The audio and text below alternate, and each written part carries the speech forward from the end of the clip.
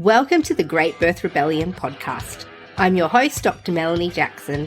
I'm a clinical and research midwife with my PhD, and each episode I cast a critical eye over current maternity care practice by grappling with research and historical knowledge to help you get the best out of your pregnancy, birth, and postpartum journey.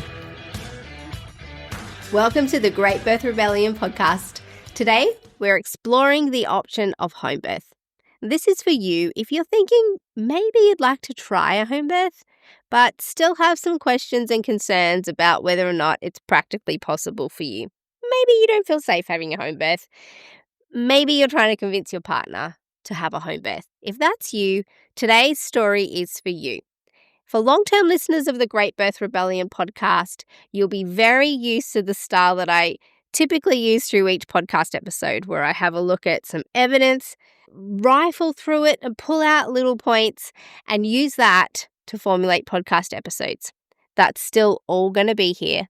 I'm just exploring some options to also share stories of women who have used the Great Birth Rebellion podcast as they make their decisions about their births.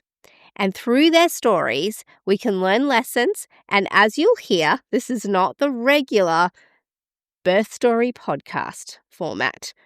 There'll be periods of time through the stories that the women tell where you'll hear a nice little sound effect, and that indicates to you that I'm about to chime in with some commentary. So on today's podcast, we're exploring home birth through a birth story told by our guest, Renee, who is a hardworking mum. She's a television host, David Jones ambassador, and long-term listener of the podcast.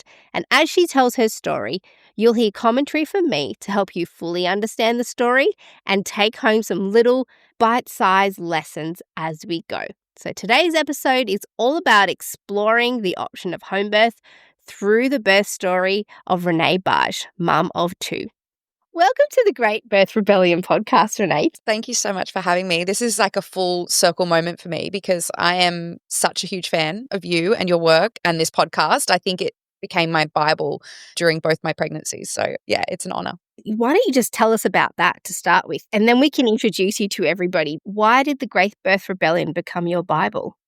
Well, it was actually, I got on the group midwife practice with my first pregnancy, and my midwife, she kind of gave me a few episodes to listen to when there was questions that I had come up around certain things. So I know it was the the gestational diabetes test, the glucose test. Yeah. I had questions around that. I had questions around going too far in my pregnancy and over term and things. And so she would just send me a few episodes, and then I just started listening to it for everything. And the main reason was because my partner is a doctor, and he, actually an anaesthetist. So that gets real interesting when we start talking about home birth. But it was really good because he is so evidence-based, like everything has to be evidence-based, and he understands the data so well. So the best way for me to get anything across the line was to have him listen to your podcast or be able to come back to him with things that I'd learned from listening to your podcast. So there was a lot of episodes in the first pregnancy that were really helpful, but I'd say even more so with my second pregnancy. Well, how about we let the listeners know who you are first before we proceed too far. And of course, I'm happy to just listen to you tell me all amazing things about the podcast and affirm my life's purpose for me. That would be amazing. But can you give us a brief introduction about who you are and what you do with your days at this part of your life and even earlier before you had kids?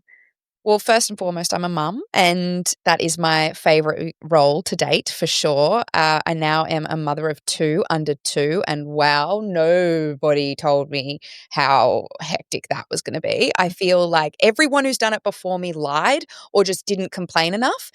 So I am deep in the trenches. I have a 3-month-old and a 2-year-old. My days are spent very differently to how they were spent previously. I, wake up and I feed one baby, and then the next baby wakes up and I feed him. I'm still feeding my 2-year-old as well. So I'm tandem feeding, which I also didn't expect to do.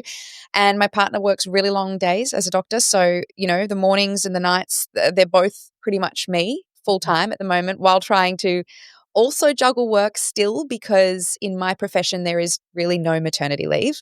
So I'm, when one baby goes to sleep, I'm trying to hustle to get the other one to sleep, or I've got her in the carrier while I'm trying to, do things like this or work on social content stuff that I have to do, or my own podcast, Mum Era, hosting events. Tomorrow I'm hosting a big event for David Jones. So I'm still trying to maintain all these work things, but I am, it's so hard because I really am just so deep in the postpartum mother haze. My brain is not working. I'm exhausted. I forgot what it's like to be up 4 to 6 times in the night. But I absolutely love it. It's what I always wanted. I always wanted to be a mum more than anything in the world. That doesn't take away from how challenging it is. I think, I realized when I went back to work after a year with my son, I went back to the Today Show. And that's my other life. My other part of me is that I am a television host. And for 10 years, I hosted a show called Extra in Hollywood alongside Mario Lopez. So I used to cover all the red carpets, like the Oscars and the Grammys and the Emmys and all of that for 10 years. And then I moved back to host The Voice, and that was during COVID. So that kept me here. And then I met my partner, and, the rest is kind of history. And I've been working on the Today Show and doing things for Stan and other entertainment news outlets and everything. But most importantly, my life and my role as a mum is kind of what's taken over. Yeah, it's very I laugh all the time, especially when I'm on all fours on the floor scrubbing food off the ground, and I'm thinking like I used to be on a carpet interviewing Brad Pitt, and now I'm literally getting food thrown at me from a crazy toddler. It's just my life is just so different, but it is truly what I always hoped and dreamed of, but 100 times harder and messier and more raw and more vulnerable and all of the things. Well, and you've had a big life and career before having kids. Yeah. Do you think it's been harder to be a parent Mm. or keep up with that life that you had before? I think it's the separation of the two, because I really truly feel like there's these two parts of myself. There's a part of myself that just loves being barefoot on the beach with my kids and just, immersed in their world for a day. But then there is that part of me that loves, being on camera and interviewing people and being in the industry, but I find it really hard, and I'm still working that out, and maybe it's just because it's so new to me, to merge those two worlds and to be the best and show up the best that I can in both those worlds, because I constantly feel guilty, and I know this is what every mother feels, but I constantly feel guilty when I'm with my kids that I'm, on my phone too much, or I'm still in work mode at times, and I can't be 100% present all of the time. And then when I'm at work, I'm missing them like crazy and I want to be with them. So yeah, I'm still figuring all of that out. But I will say, when I went back to work on the Today Show, even though I had to be at work at 4:00 in the morning and, it's live on television and everything, that was so much easier than being at home with my toddler. Yeah. So much easier. Yep. And I just instantly just turned to my partner and I was like, I am so jealous that you get to do this every day. Not that his work is easy at all, but I just thought, wow, like, paid work is so much easier than the unpaid work of being a mum, a stay-at-home mum, especially when you have toddlers. And you think it's hard when you've got a baby, but then you have a toddler and a baby and you're like, whoa, the baby is a piece of work, is like a piece of cake. The toddler is chaos and it never stops. I have to agree with you. I had a whole new respect for mothers after becoming a mother myself. I thought I'd already done the hardest thing. I had just nearly finished a PhD before my first baby. And I thought, right, I've peaked. I've done the hardest thing anyone can ever do. And then I had a baby and I thought, cancel that. This is definitely the hardest thing. Yeah. It's all the thankless work. Like, it's everything that goes on, all the little things you do throughout your day that nobody sees and nobody knows about. And even your partner, who's not there all day with you, could ever really understand it, because they never usually have to do it, and they can't be feeding at the same time. If you are breastfeeding, it's just a whole other layer. It's amazing. And I don't like complaining about it, because I genuinely love it and live for it, but it is freaking hard. Yeah. And I just think it shows how incredible women are as well, being able to juggle so many things. So fast forward. So you had your first baby. I'm really keen. I'd love to hear the story of your first baby if you could briefly run through it, but I'm super keen to talk to you about your second birth. Let's start there. Let's go into birth stories. So my first birth and second were polar opposites, and the first, more so I think now in hindsight, being that you don't know what you don't know. And I think I went into it being as prepared as I possibly thought I could be, and I'm one of those people that when I'm doing something, I do all the research. So I listened to your podcast. I read Ina May. I did hypnobirthing. I really felt like I had done all the work, and so I deserved to have the birth that I wanted to have, which was a water birth is what I wanted to have. But I wanted to have that in the hospital. We live quite a far ways from the hospital. My partner's a doctor. All the risk, everything that, you hear about and think about, we had a lot of fear, and there was no way home birth was ever on the table for the first birth. So I was on the midwife practice, so I felt really comfortable with that. I felt really safe, and I felt like I was going to get the birth that I wanted. What Renee's talking about here with the midwifery group practice programs, if you're new to understanding what kind of services there are available to you when you're pregnant, at your local hospital, they might have set up a midwifery group practice, which means that you will be allocated a midwife that looks after you through your pregnancy, birth, and postpartum. And this is one of the most evidence-based ways, or I guess models of care that women can access. They've shown excellent outcomes for women. Women are very satisfied with the service when you compare it to a more fragmented model. So what Renee is talking about here is for her first pregnancy, she had chosen to go on the midwifery group practice program at her local hospital. And that's certainly something that I would recommend if you're planning your first birth and you're not considering a home birth. The next best thing is having continuity of midwifery care through one of the public programs. These are some of the best models of care that you can access if you haven't got access to a private midwife. My waters broke first in the evening, like just as we were getting into bed, and we were all excited and we're like, okay, it's happening, it's on. My contractions I think they were between, it's hard to remember now, but I feel like they were maybe 5 to 6 minutes apart when they started, and they started ramping up after a few hours. We called the hospital and they were like, oh, we think you should come in. Again, hindsight, definitely shouldn't have gone in. Had I had a doula, and that was my other thing that I feel like I did wrong not that I did wrong, but I wish that I'd had a doula the first time. We probably would have stayed home a little longer, but we went straight in.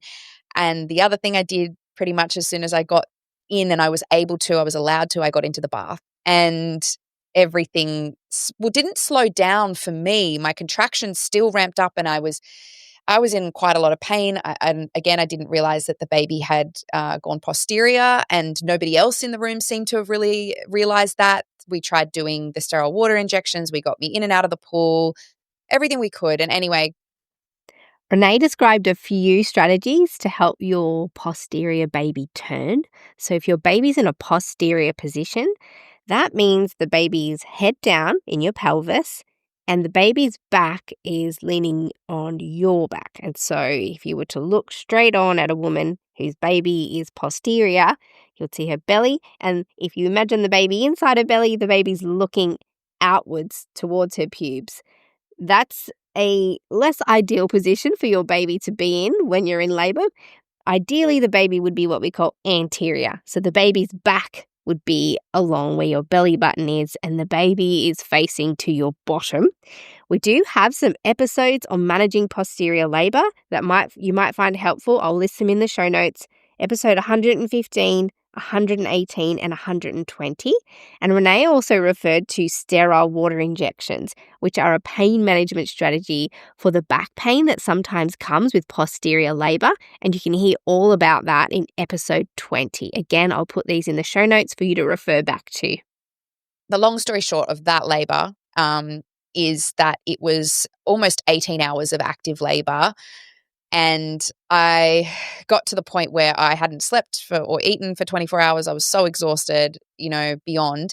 And the doctors, because my waters had been broken for over 24 hours at that point, they wanted to do a Caesar. And in my head, the one thing I really didn't want for myself was a C-section. I really wanted to push my baby out vaginally. And so my midwife, knowing that, was like, look, we're going to have to give you some Synto. And I think at this point, the level of pain you're in, you're going to need an epidural. And to be honest, I had screamed asking for an epidural for like the last 6 hours, but everybody in my team knew not to give it to me, even if I asked for it. But by that point, they were all like, she's got to have it. It's been 23 hours or something. It's too much.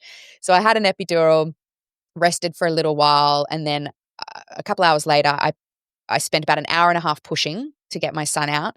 And one of the things that I was most proud of was that I was able to get up on all fours. That was the hardest part, I think, of my labor, because I had such a heavy block in my legs. To get on all fours felt like I was pulling 200 kilos weights on each leg into that position. And then I pushed him out and I had very minimal tearing, but there was something that happened after where they basically took my catheter out straight away. And then I was in agony, like absolute agony. And my partner realized quickly that it was because, and he asked, where's the catheter? And they said, oh, we took it out. It's like, she still has a block. She can't get up. So then they put it back in and drained 2 liters of urine from my bladder. So hence the extreme pain. And what that meant was that I had to have the catheter in for 72 hours. And that combined with all of the drugs and everything, I just felt horrible. I felt like I'd been hit by a truck. I couldn't get up and move it felt like days. Maybe the next day I got up and had a shower, but for weeks I just felt just disgusting. And I think the hardest part for me after that birth was I definitely had a lot of birth trauma. I felt really disappointed in myself, which it makes me really sad now, because I just think we should never feel that way after doing something so incredibly powerful. But I think it was just because I was, as much as I thought I knew, I was naive about a lot of things, and things could have definitely gone very differently. I'm really glad my baby was safe and I was safe, but it wasn't the outcome that I hoped for. And it was more the feeling afterwards, because I remember seeing him in the little bed next to me and just having no energy to pick him up, and just looking at him and being like, oh my gosh, he's so gorgeous, but I just can't touch him right now. I'm so exhausted and I feel so sick. And that was just such a vast contrast to my second. So I found out I was pregnant the second time, and essentially I found a doula that I really loved, because I was like, you know what, that's what I did wrong the first time. I'm going to have a doula this time. And when I spoke to her, she said, what kind of birth do you want? I told her, and she said, it's not impossible for that to happen in the hospital, but it's more possible that you'll get that outcome and you'll have that experience at home. And I just was like, look, there's no way my partner's going to say yes to this. Home birth is just off the table. And she said, look, there's a great private midwife in your area, Janine O'Brien, who you know and everybody knows in this area and loves. Just meet with her and see. And so I took my partner along. He asked her all the hardest hitting questions. My goodness. She said that she has never had questions like that from a husband or a partner ever before. Every possible risk, everything that could happen. And I mean, she nailed it, because we left the meeting with her and he was like, she knows her shit. She's really good. I feel really safe. I feel really comfortable with her. And look, it still took a while to get him entirely across the line. But essentially I didn't get on the group midwife practice again in the same hospital, because they deemed me high risk because of the mistake that was made with the catheter. I could not believe that blew my mind. And the fact that made me not be low risk anymore and maybe not be able to get on the group midwife practice. I just felt like all signs were pointing to doing it at home. And I'd had a couple of girlfriends very recently had their first birth, so, which is not always the easiest, at home with Janine, and had beautiful experiences. And so, all of that just made me go, let's do it. And it did take a while. Like, it was step by step. And even as we got closer, I was still not 100% sure, but we felt confident that if we changed our mind last minute, last day, whatever, we would get in the car and we'd go to the hospital and it would be fine. But thankfully that never happened. I'm curious to know what it was that you wanted to do differently this time. So when you were talking to the doula and to your midwife, what was it that you said you wanted to do instead of what you did last time? Well, I said I definitely wanted a water birth. I was like, I want to have my baby in the water. That was the main thing I'd said to the doula. I want to labor at home as long as possible, and I want to have a peaceful, hands-off labor. And that's when my doula said, you can have that labor in hospital. There are many women who do, but it's more likely that you will get that outcome at home. And she was like, and the outcomes are really good. Like, the evidence is there. It's all there. And I didn't believe her at first. I didn't know that. And then I listened to quite a few of your episodes on home birth. And actually the one that I listened to that really got me across the line was I can't remember the title of it, but it was about all the things that can go wrong, all the emergencies and how you deal with them as midwives. Yes, we did an episode on, how midwives manage emergencies at home. That's right. Yeah. Yes, and that one was one of the episodes that got both my partner and I across the line. I sent it to him and I just said, like, here's all of the things and this is how they will deal with it. And it made us both feel really comfortable because, I mean, it seemed like it was all the same things that they would do in the hospital. And it just, as a multip, it just didn't feel like those risks, that a lot of the risks would apply to me anyway. And I felt, really reassured by that episode. And there was another episode too that got me across the line, which was about bigger babies and the size of babies. And because I did have quite a big baby. But all I got told both pregnancies was how big my babies were and how I should be induced early and all of these things. So And so how did your pregnancy go this time? I assume the first was quite low risk considering you were still on the MGP program, because those MGP programs are quite ruthless with their inclusion criteria. yeah. And as you said, just because you had urinary retention after the last birth, because the catheter was removed, not by any fault of your own, that was enough to get you disqualified from the MGP program. Yeah.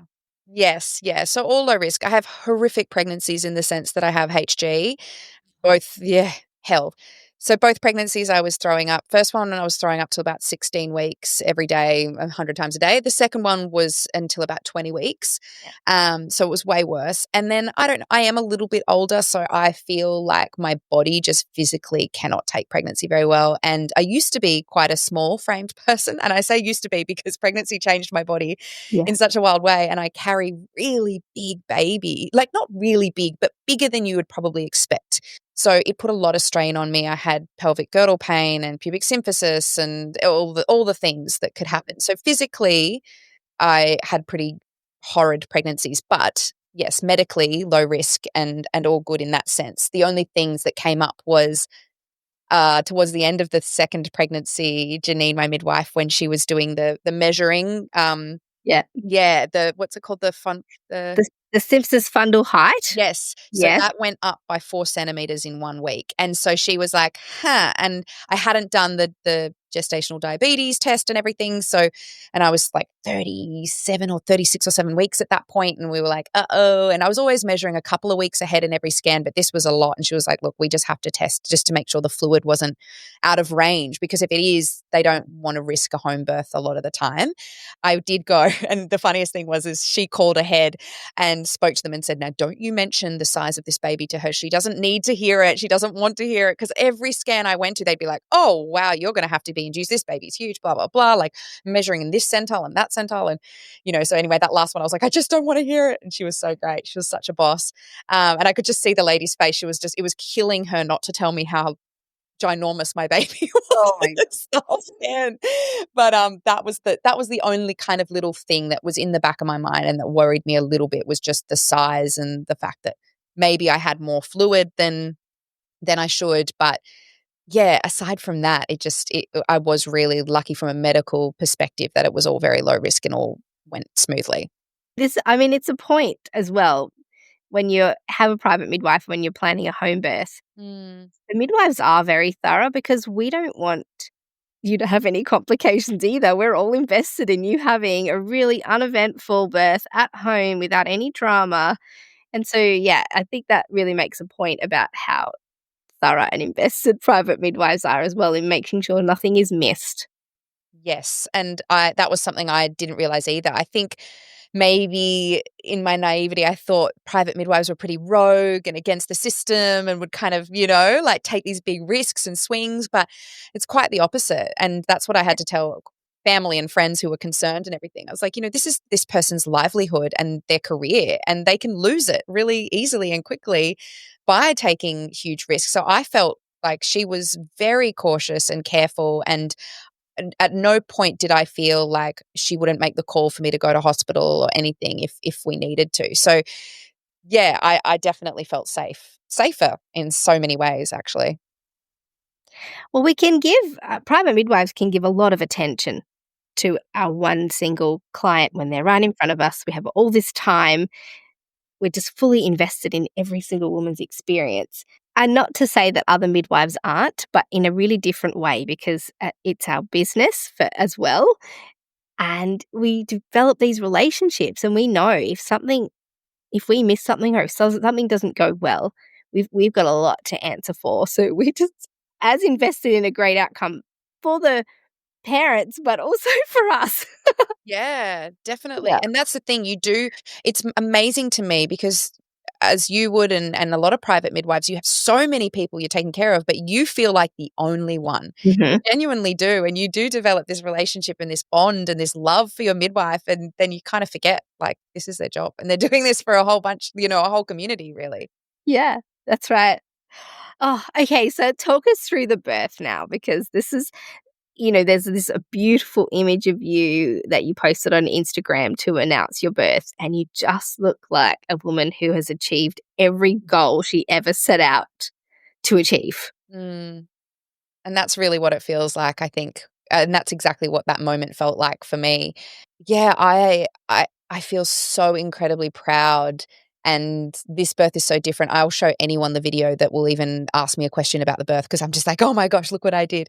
Because it still blows me away that it was even possible after the experience I had the first time. So this time my waters broke a little earlier, but same thing, my waters broke first, and that scared me because I was like, "This is what happened last time." And then the contractions started straight away, which is what happened last time, and very close together. And I just felt like it was all the same.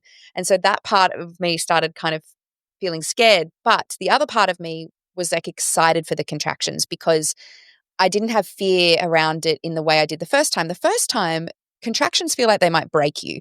And you also feel like you might die because you don't know, you've never experienced it before, right? Whereas the second time, you're like, oh, I can do this. It won't kill me.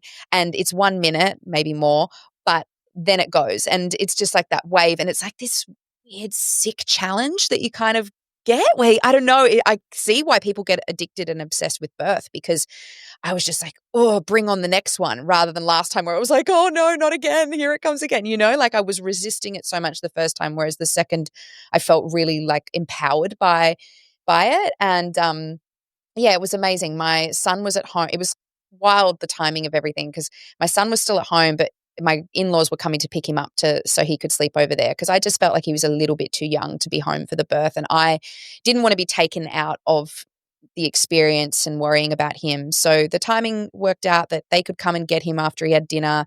He left, contractions started ramping up a little bit. We'd called Janine, we'd called my doula, photographer friend who was coming. So everyone knew what was happening. Janine had said, I want you to, I want you to let me know when they're, what was it? 2 every 5 minutes, is that right? Or 2 every 10? I don't know. Well, I guess everybody's different, but sometimes we suggest, if they're regularly every 5 minutes, lasting longer than a minute each for more than an hour, then probably you are in labor that's not going to stop or slow down. Yes, yes. And I think she said for mole tips, she's even more conservative, but she lives really close. She lives 5 minutes away, so we weren't too stressed about that. So waters broke at 6:30. By around 8 o'clock, the contractions were really starting to ramp up and get closer and closer together. I had the birth sling, which I absolutely love as a tool. Oh my goodness. And I'm so glad that Jess, who owns the birth sling, had sent me a lot of information on how to use it. And I'd been doing all these, the daily moves classes with it for months beforehand. So I got straight into moving with that, TENS machine straight on and did not jump into the shower or the pool. We started filling it up, but my instructions from Janine were like, don't jump into the pool until I tell you. So that was hard for me because I love being in the water and I really thought I would want to get into the pool, but I was quite scarred from my first experience. So that wasn't what I wanted to do. And I was kind of just going between sitting on the toilet and on all fours and in the birth sling. And then I got to a point where I was on all fours and I could not get out of on all fours. When anyone tried to move me or anything, I was like, this is it and this is where I have to be. And I remember I needed to have Andrew with me at all times too. If he walked down the hall, I was like, where is he? I need him touching me. I need his pressure. He's the most incredible birth partner. And it's pretty amazing. I want to give a shout out to him because for him doing what he does, the training, the study, and everything that he's done. And at the time, he was working at the Royal Women's, so he was really immersed in Caesars, epidurals, all of that, and seeing all the high risk things that were happening. And he had a lot of fear, and it was really hard for him to separate his medical brain and being like my partner and what I needed. And he just did the most amazing job at just being my anchor and being so calm and just handling it all with such ease and making me feel so confident. And he would just say these things in my ear about, like, things like, you're so amazing, you're so strong, you can do this, and you've only, and he'd count me down, you've only got 30 seconds left, you've only got 10 seconds left. And then he was wrong a couple of the times, because I had some contractions that went on for like 7 minutes, and he'd be like, you got 5 more seconds. And I'm like, no. And he's like, wait, is it still going? And I'm like, if I'm making this sound, it's still going. But he was just the most amazing birth partner. And it was all stuff that we'd learned the first time and he knew would work. But this time was different. At the first time, I liked a lot of head massage and a lot of massage in general. This time, I just wanted that counter pressure on my hips was kind of the only thing that really helped. And he was doing a lot of that. And I think it was around, Janine says, I think it was around 10 o'clock that she came in. And I remember her walking in. I was on all fours and she just sat in front of me with this big smile on her face. And she was like, this is so exciting. And I was like, is it? Really? And I just remember her being like, this is so great. Oh my goodness. And then she just sat there and the room was lit with candles and we'd blown up the bath and it just felt so zen. It was so quiet. We had some beautiful calm music playing. It was raining outside. And, I just remember her sitting kind of a couple of meters away from me, just, scribbling notes down and looking at me every once in a while. The Doppler went on maybe once or twice, but I don't remember really being touched or even anyone really being in my space other than Andrew. And then shortly after that, I think she'd only been there for about 45 minutes to an hour. And she said when she came, she knew I was in established labor. Like it was on. I was on all fours. She said I was doing all the things, making all the sounds. And she knew. And then she turned to me and she said, I think it's time to get in the bath. And that's when the only moment I had a bit of panic and fear. And I just said, oh, are you sure it's not too early? Because this kind of feels too easy. Like, not that it felt easy, but compared to my first, it did. And I was like, are you sure? Because last time I got in the bath, it stored. And she just said it so simply. She was like, you know what? You could get in and it may ease off and things might slow down a little bit. But I think you're just going to get in the bath and have a baby, love. And the way she said that so simply, like, you're just going to get in the bath and have a baby. I was like, let's do this. And I got in and I remember being like, oh my gosh, the release and the relief and just the feeling of the warm water. And I thought in my head that I had about 5 minutes of bliss of just going, wow, this is amazing. She said it was about 30 seconds and then it was on. Like, it was like contractions every minute and really intense. But in my head, I remember just being like, oh, this is heaven. I'm in my bath. I'm going to enjoy myself. And then it was, I think from the time I got in the bath, it was around 40, 45 minutes until she was born. And I had no instructions.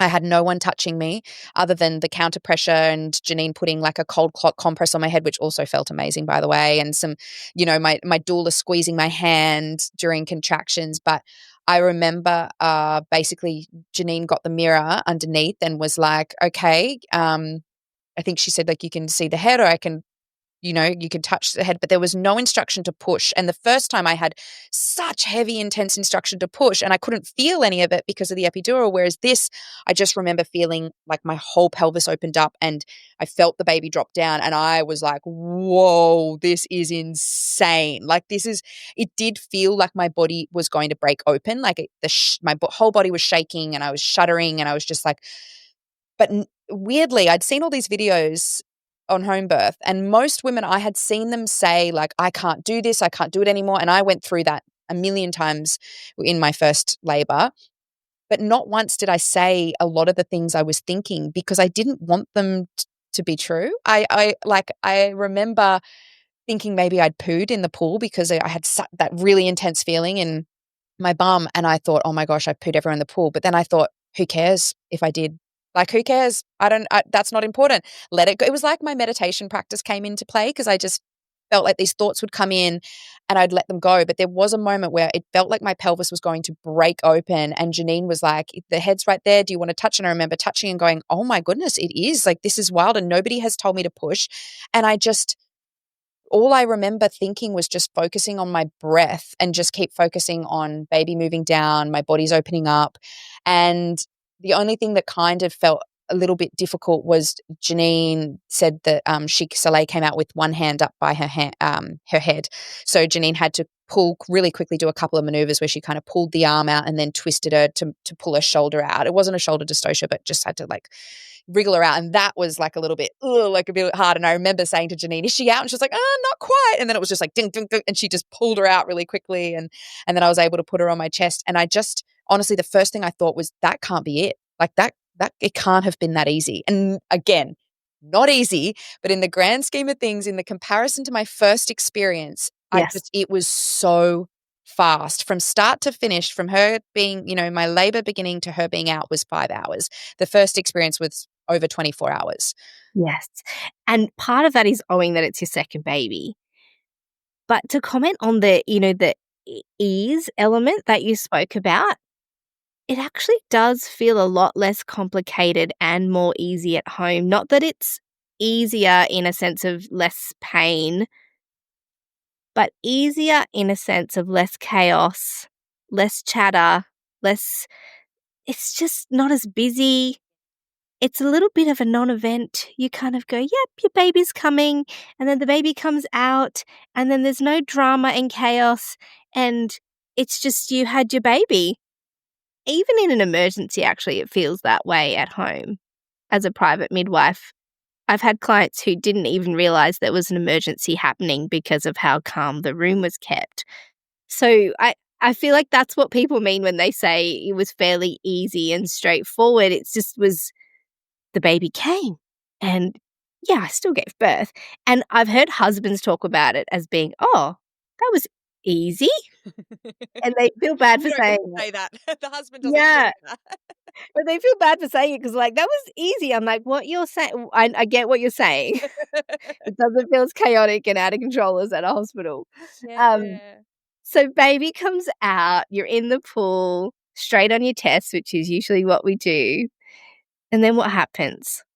Then, it was so beautiful. Soleil like pushed up against me and she just looked she's got these huge wide eyes and she just looked between Andrew and I, and she just went back and forth and she didn't make a sound, which both of us initially were a little bit scared. We were like, oh gosh, she's not saying anything, but she's looking at us both. And Janine was like, just keep kissing her and touching her and everything. And sure enough, it was a couple of minutes, I think, and then she screamed and she's not stopped screaming since. But she was just so alert and so calm, and it was wild. And I guess that was that experience for her of coming out into the water and in this beautiful environment. And then, the other crazy thing to me was that, after a few minutes of that and everything, which might have gone for longer than that, Janine was like, okay, we're going to walk over to the couch because I wasn't going to birth the placenta in the pool, because on all my scans it had shown that I had a bilobal placenta, and Janine just wanted to make sure that we were going to get it all out. And I was fine with that. So a bilobed placenta is where instead of being in one single piece, the placenta being in one single piece, the placenta forms in two pieces, almost like two small half-sized placentas alongside each other. But they're usually separated by some membranes, and one of the concerns is potentially that there's blood vessels that are crossing in between those two placentas, or that one lobe of the placenta comes off and the other one has trouble detaching, and that's why they were keen to manage the placental birth efficiently. that was crazy. The fact that she was just like, oh, and just step out of the pool and onto the couch. And I did. And I got up holding my baby. And I just walked like it wasn't a big deal to walk a few meters to my couch. Whereas, even days after my first labor, I could barely move. So, and I felt fine. I felt completely fine. And so we walked over to the couch. The thing I will say is a cruel joke, and you might disagree with me here, but having to birth the placenta after you have just done a marathon labor is just like, that's just God's cruel way. Honestly, I tell clients, I think it's rude that we have to birth a placenta. It's because you're not finished yet. You've had the baby, and what will happen to most women is they'll be given an injection and the placenta will be pulled out after they had their baby. So they don't have to do any extra work. But if you're not going to go down that direction, that's what and at home, women birth their own placentas just like they birth their own babies most of the time. But I do think it's very rude that we have to almost interrupt that moment by having to concentrate on a placenta. I'm absolutely with you on that. So rude. And it's also not as easy as birthing the baby in my experience, because the placenta is just a passenger. Like, it's not helping you.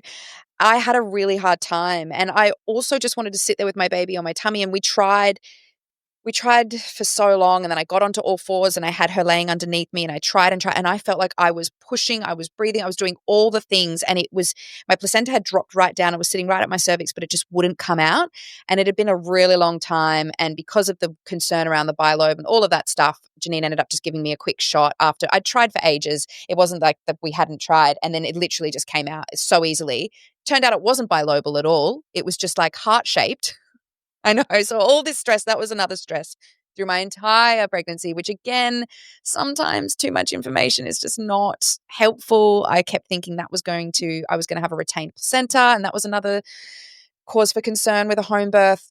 Completely fine. And then, so that came out, and then it was so amazing to think about this moment. We both midwives, my doula, photographer, Andrew, and I all sat around on our couches eating zucchini slice that my mother-in-law had made, that my doula had put in the oven, and drinking tea and cheersing tea. And this is at like 1:00 in the morning or something. And I've just never felt more energy in my life, like just buzzing and having this beautiful group of women around that were just, so delicious. And Bree, who is a photographer who we absolutely adore, who was there for it, she turned to me and she was like, you know what you've just done for your daughter? You've changed her narrative around birth, because mine was always fear, because my mother had an emergency Caesar with me, and that was the story I heard my whole life, was that my mum and myself almost died in labor.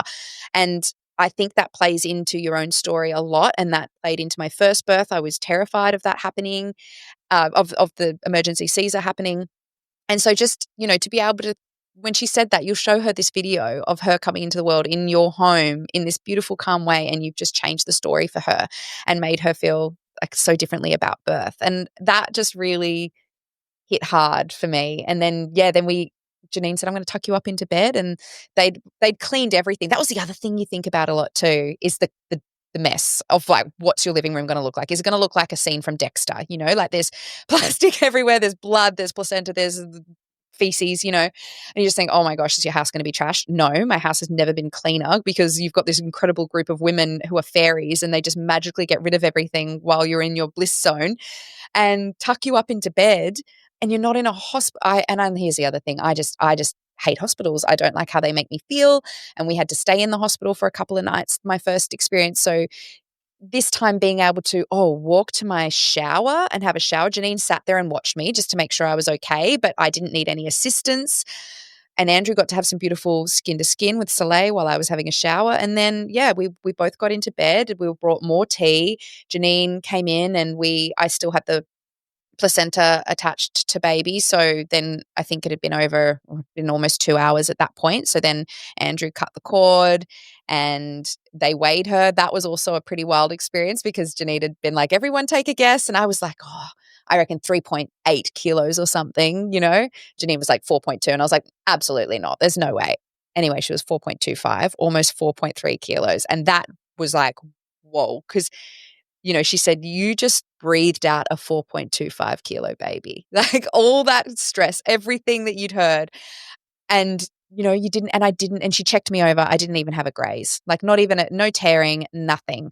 And that was different. My first experience, I had quite a lot of grazing and a tiny small tear, but even that tiny small tear made going to the bathroom feel excruciating. Whereas this time I went and peed, no pain, no discomfort. It was absolutely fine. So like just wild. That just goes to show that the size of the baby doesn't matter all the time. And then, we just they all left us. She did all her checks on baby, and then it was like 2 or 3 a.m. and they were all like, good night, have a great night, we'll see you in the morning. And everyone left, and Andrew and I were like, we could go to sleep right now. We should be sleeping, but we just sat up just like buzzing and just reliving the whole experience. And we both felt like we were on the biggest high of our lives. And it took weeks to come down from that, by the way. We just couldn't believe it. And the coolest thing, I think, for me too, was just the way Andrew looked at me and was like, you are a superhero. He was literally like, that was unbelievable. It blew his mind. And I think for him, experiencing what he's experienced in the hospital, to then experience that and be able to take that as his new thought process around, or his new experience around birth and how he could see birth, I think was really special for him as well. And that dramatic difference between your immediate postnatal experience after your first baby is I just feel like it's a testament to the power of birth that you can't quite explain to somebody until they do it. And oxytocin, which is what governs this whole labor process, but then also at the end where you get this adrenaline that enables you to push your baby out and then parent your baby afterwards. And then afterwards, you've got all this energy and bliss because you're flooded with adrenaline and oxytocin. And everyone in the room's feeling it because it's transmitted. They now know that oxytocin's transmitted a little bit like a pheromone. So it's quite catching. And the joy afterwards is part of the addiction where you think, oh my gosh, when do we get to do this again? Because you're all completely just living in this drugged up bliss bubble, a natural high that adds so much to the birth process. And then afterwards, how blissful it feels and how amazing it feels that you miss out on when you don't fully feel labor and when it's a frightening experience. Or if your partner has to go home afterwards and maybe you're doing all that on your own. It's a stark, dramatic difference. And in both scenarios, you would be described as, a low risk, uncomplicated woman having a pregnancy and having a baby, but two very dramatic, different births. Definitely. And that's what I said when this was all said and done. After the birth, I said, I wish everyone could experience birth this way. I would give anything for everyone to just know what that feels like. And it's not, unfortunately, the case for everybody. And I understand why some people can't have that experience or wouldn't want to. And I get that it's not for everyone. I do, but it definitely wasn't for me before. And having this experience completely changed my mind. And I hate being pregnant, but my goodness, if I could have birth like that, I would give birth every day of the week. I would do it again and again and again because of what you said, the oxytocin and the high, and everybody's high. And I can see now why you guys do what you do because and I see why Janine's so bloody busy because she gets that every single time. Yes. Crazy. I was like, sign me up, except for all the no sleep that you guys get and being on call all the time. Yeah. There was a time when my husband was like, how long are you going to keep doing this private midwife thing? Like, he's always been supportive, but he's like, and I said, it's been 16 years, nearly 17 years, and I still cry at every single birth. And he goes, oh, well, you can't stop then. If you feel that way about your job, I was like, there's no way. I mean, there's just no way you could stop after witnessing that incredible power. It's not always as beautiful as, it doesn't always go to plan. Yes. But it's always meaningful. It's always powerful. And just so important for women to have that full birth experience.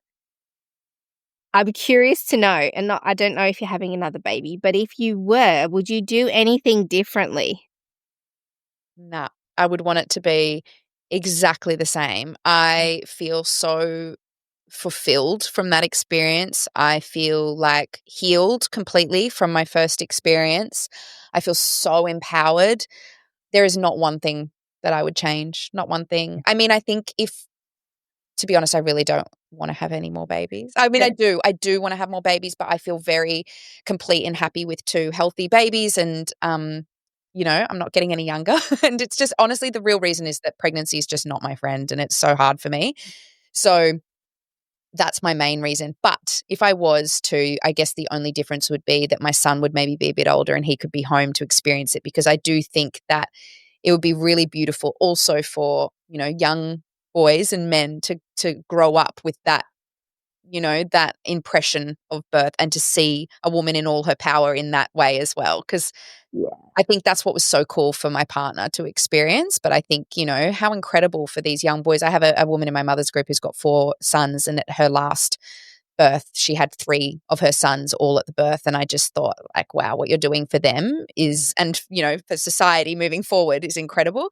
But yeah, no, I wouldn't do anything differently. And I would hope to have the same experience, but that's the thing. I don't know if you can really, right? I don't know.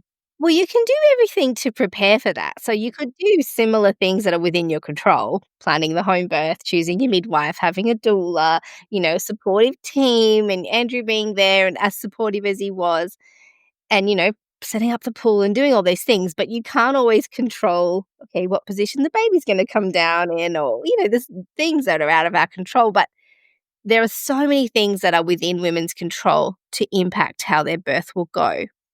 If you had to if you were talking directly to a woman who was saying to you, "Oh my gosh, I wanna have what you had," what suggestions would you make for strategies that they could do or choices they could make that would help make their next birth better? I would say, I mean, I think it would depend on if it was their first or second in a lot of ways. If it was their first, I would 100% be like, have a doula. I wish that I had a doula the first time. I think that's the biggest mistake I made, was thinking, because I had Andrew who was so prepared and so involved in everything, that I wouldn't need one. But what I realized is that we would have really needed one to help him as well as me, and to give him a little bit of a break. And also, it's so hard to advocate for yourself the first time around, I think, and for your partner to advocate when you really don't know what to expect and you don't know how far your body can go and your own limits and everything. Whereas someone who's been in that space a million times, they have a better understanding, and I think they can help. So I would say a really good doula. And I interviewed about 4 doulas, by the way. I was like ruthless in the sense that I just knew I wanted to feel so comfortable. It's like, I don't want to be worrying about anybody else in this space. I don't even want to be conscious of anyone in my space. So I went through that. And when I found my doula, I just was like, oh, I want to be best friends with her. She's divine. So I would say that a good course. I think we did a hypnobirthing course the first time around. And again, more so for the partner than for you, because I think giving them tools and an understanding of the right verbiage and how to touch you and all of those things, and giving them a role, because I think a lot of the time they can feel quite helpless and they don't know what to do.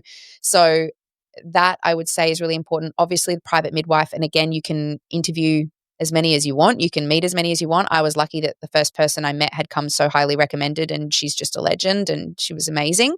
But I think it's just so about that gut feeling as women that we ignore so much. And I felt it when I went to the hospital for the second time around, and I found out I wasn't on the MGP program and that I wasn't going to have that continuity of care. And I felt it when I stepped into the hospital, that I was just like, I don't want to birth here. And I'm not saying that everybody feels that way, because I have a lot of friends who feel a lot more safe and comfortable in a hospital. It's just my experience and how I feel. And so I think it's just listening to your gut of what feels good, and wherever you feel safest is where you should birth. And if you want that experience of a home birth, knowing that there is so much research and there's podcasts like your podcast that you can listen to and understand what the risks are, understand what the strategies are for those risks, and just weighing up what feels right for you, I think is the most important thing. But the other thing I will say, and it's something that I had to be really, really conscious of, is blocking out the noise. And the best advice I got was stop telling people that you're having a home birth, because every time I did, and I mean every time I did, I would be hit with a barrage of, you're an idiot, you're so crazy, you're putting your baby at risk, and all the things that could have gone wrong, and this happened to my friend, and Joe Blow this, and all these comments, and they came at me left, right, and center. And I just because I have a real problem with not being able to, I'm very open. If anyone asks me a question, I tell them everything. And it was something that I had to kind of close off and just be like, oh, and it's funny because people ask, oh, what hospital are you going to? Such a weird question to ask people, but they do. And like, I don't know. Anyway, I just felt like I had to start being, I might be going to this hospital, but I don't know, I'm just going to see how I feel. And then people would feel like that was a really weird, vague answer and they don't want to ask anymore. So it's just kind of stopped. But yeah, I think just like kind of, I think Janine might have said it, just protect your little bubble and just keep yourself in your little bubble. And if you have any questions, come to me and go to Andrew and stuff. But just, don't talk to people about it that are going to give you that energy, and just, protect your space. Well, it's kind of like how you had to take Andrew on the journey of acceptance to kind of convince him that home birth was a good idea. It's hard to drop that on someone who's not on the journey at all and has the usual social expectation that everyone's going to go to hospital. So then, yeah, you get all of their baggage dumped on you in that moment without a thought. People don't really think, I wonder how this is going to be received. They just want to tell you what they think. It's unfortunate. So I think you're on the money. You've got to be careful with who you tell, because not everybody has been on that discovery journey and been able to convince themselves that this is okay and an okay thing to do. You have to work through that. Yeah. And just do your own research too. I think it's so easy to, because of the internet and social media and everything, we think everybody's an expert, but like listen to the actual experts and look at the outcomes. I mean, Andrew was pretty amazing in the sense when we had our last meeting at the hospital, he said to the midwives, he said, look, we're thinking of meeting with a private midwife and we're thinking of doing a home birth. Like, what do you guys think of that? Because he always wants to ask people like in the hospital. And they both were like, do it. They were like, do it, do a home birth. They were like, that they have the best outcomes. And he was like, okay, that's all I needed to hear, Yeah. Oh, so amazing. Thank you so much for telling your story, because I just think it highlights so many important elements for what's happening in the birth world. Amazing. I feel like you just told that so well. Oh, I don't have any more questions to ask. it's so hard to remember because you're like, I mean, it's not hard to remember, but this one was so quick that I'm like, well, then and I didn't think it would be that quick because they say the second is quicker, but I thought my sister had like her first was like 36 hours, second was like 24, and then her third was like 9 hours. So I was thinking, oh, okay, maybe my second will be like 12 or 13 hours, but still like 5 hours. And in birth time, 5 hours is like 5 minutes. I remember just thinking that it's just like, if you just leave a woman and you just leave them to do what they're intended to do, it can be so beautiful. And that's exactly how I felt. I felt like everybody just kept this beautiful space except for Andrew, who I really needed as my birth partner. And it just happened. I just had a baby, as Janine said I would. And it wasn't that complicated. No, and this is it. I think that's the truth. It's not that complicated. Sometimes it is. There'll be some women listening going, oh, that's great. You had an uncomplicated birth. Sometimes it is, and we're not denying that. But the vast majority of women can have these relatively uncomplicated, uneventful births. And I think you highlighted that today as well. Thank you so much for telling your story. Thanks, Mel. Thanks for having me. Oh, it's a pleasure. And I'm just so glad that the Great Birth Rebellion resource is, being used in such a beautiful way. Oh my goodness. It is for, so many people. What you guys are doing, it's groundbreaking, but it's also just so informative and so entertaining, and you make it so like digestible and easy to understand. I think I wouldn't have done what I did, I think, without having that as a resource. So yeah, super grateful. To get access to the resources for each podcast episode, join the mailing list at melaniethemidwife.com, and to support the work of this podcast, wear the rebellion in the form of clothing and other merch at thegreatbirthrebellion.com. Follow me, Mel, at Melanie the Midwife on socials, and the show at The Great Birth Rebellion. All the details are in the show notes.